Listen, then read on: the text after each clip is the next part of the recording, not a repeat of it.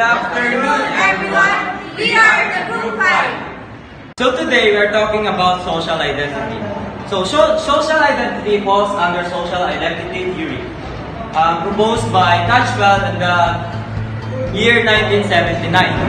So under social identity, he said that our identity is divided by two identities, which is the social identity and the personal identity.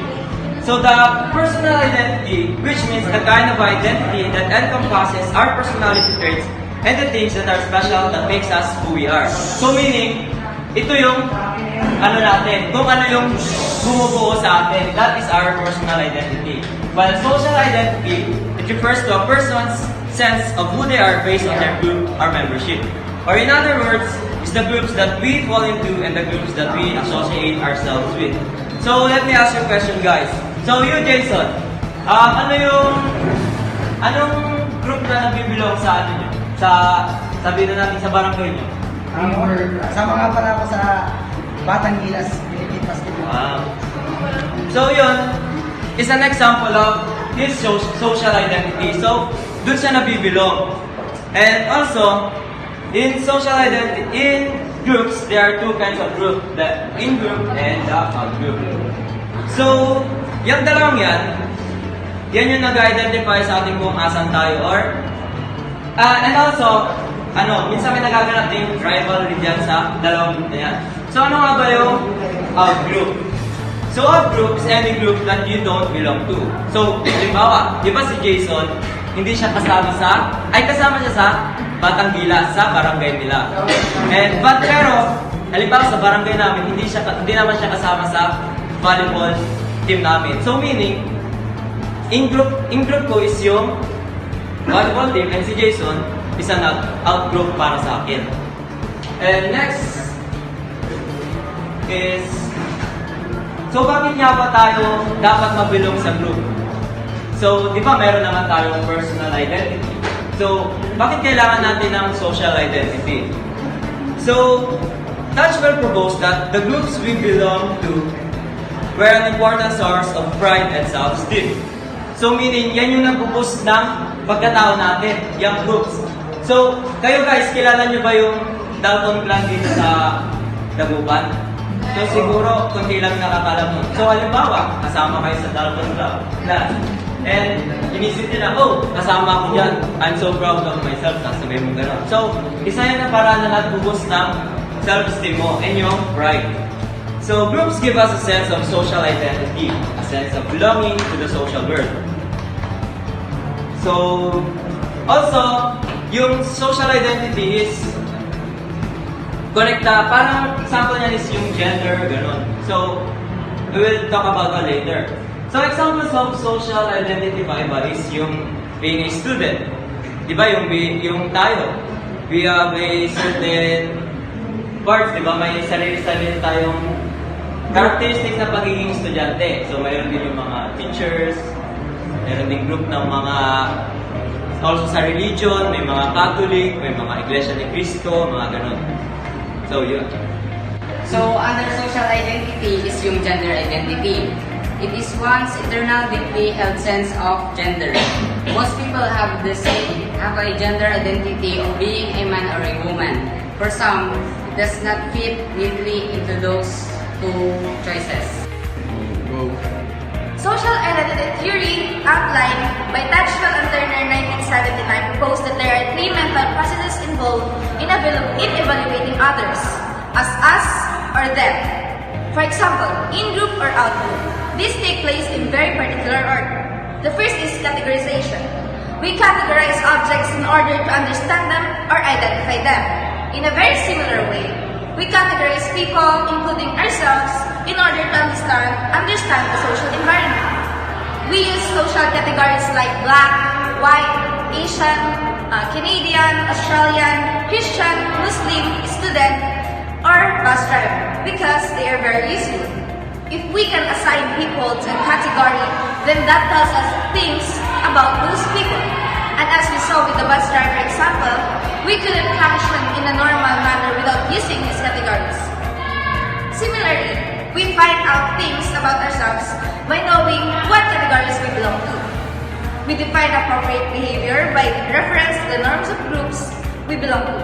But you can only do this if you can tell who belongs to your group. An individual can belong to many different groups. Social categorization is the process of classifying people into groups based on similar characteristics, whether it be nationality, age, occupation, diagnosis, or some other trait. For example, we met a new professor.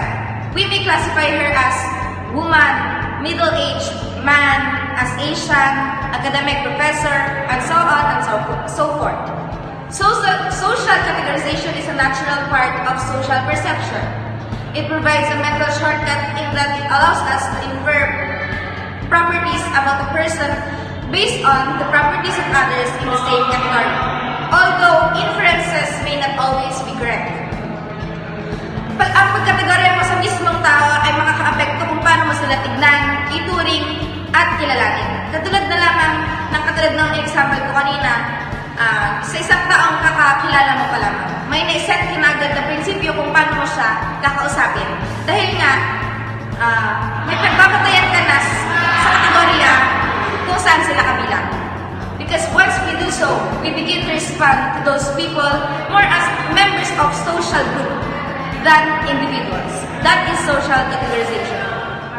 So, as for the second stage, it is about identification or social identification. What is social identification? Social identification is which we adopt the identity of the group we have categorized ourselves to be part with. So one of the best examples for this are the teenagers. Since the teenagers are still in the process of knowing themselves, right? Okay. The teenagers categorize themselves according to their personal preferences. That's why they begin to act the way they believe they are.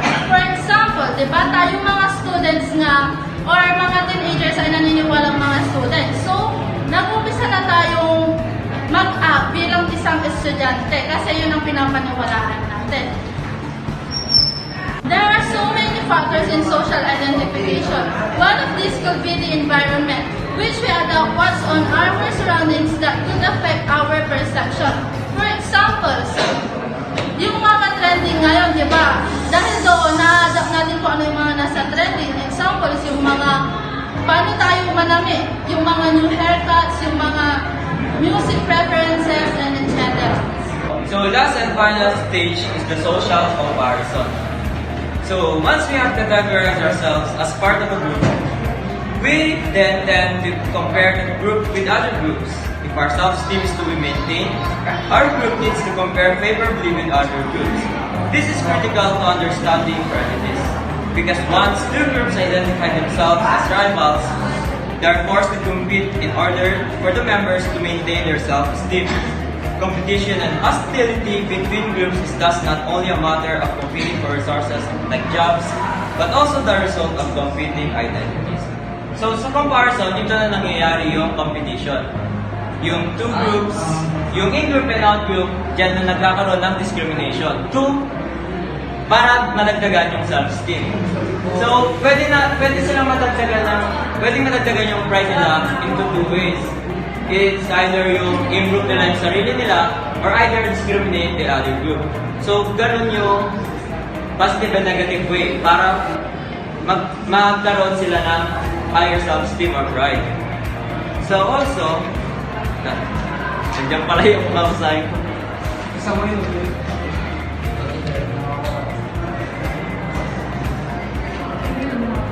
So, yung mga sinabi ko is some of the factors that could either destroy or build a relationship in this society. But no matter what the differences members of society have, it doesn't matter as long as each other are able to share it and accept it and cope with it in this social background. Are meant to be shared to avoid discrimination, racism, and misunderstanding. Naman tayo ng conclusion. About social identity theory. Just to reiterate, in social identity theory, the group membership is not something foreign or artificial which is attached to the person. It is real, true, and vital part of the person. Again, It's crucial to remember in groups are groups you identify with, and out groups are ones that we don't identify with and may discriminate against. So that ends our report. Thank you.